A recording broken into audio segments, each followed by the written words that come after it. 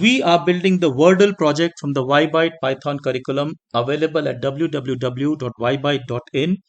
Previously, we saw how we could get the entry box as well as the guess button.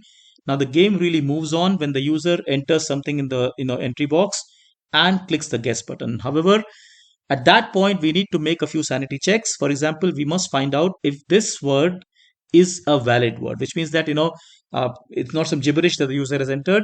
Also, we must make sure it's a 5-letter word. Now, what we are going to do really is that we are just going to define this term valid word in a slightly interesting manner. We are just going to say that, look, any word that is present in the list of words is a valid word. Any word that is not present in this list of words is not a valid word, which means I can go on to my code. I had a function called getWord. So I'm just going to put in this here a condition. I say if guessed, if guessed word in, let's say, word list. Remember, word list is the list of words that I had created earlier.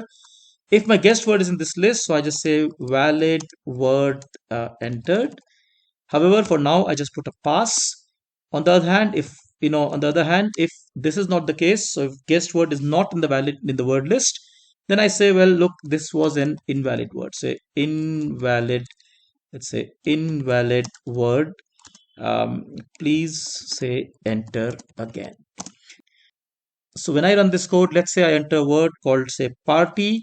Now party is definitely a valid word, but nothing happens because I have a pass statement over here. But let's say I enter some gibberish, which is, say, let's say A, B. Now this is 5 letters, all right, but this is clearly not a valid word. It says invalid word, please try again. What happens if I try a word which is valid in English but not 6 letters, not 5 letters, sorry? I will still get invalid word as far as this game is concerned, because remember, I'm checking this for presence in word list, and word list only has 5-letter words.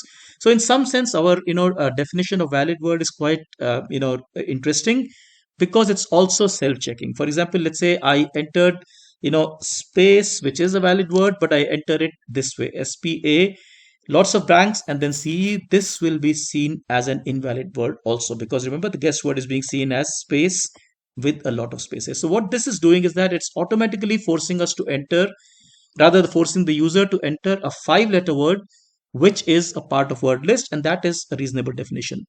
Now obviously our word list is quite long, 5,000 plus words.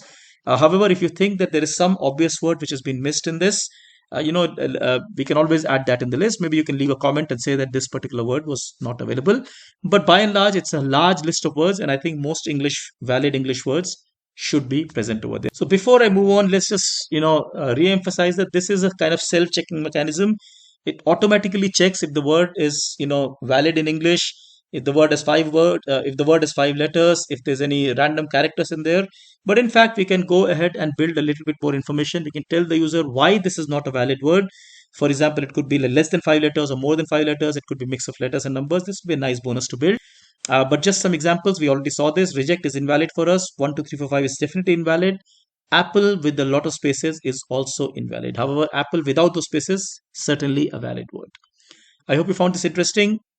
If you find that this way of learning, by building activities, by applying thought as to if you find that this way of learning by building activities is fun, do look at our website, because we have many such projects for you. Take care. Thank you so much. Bye bye.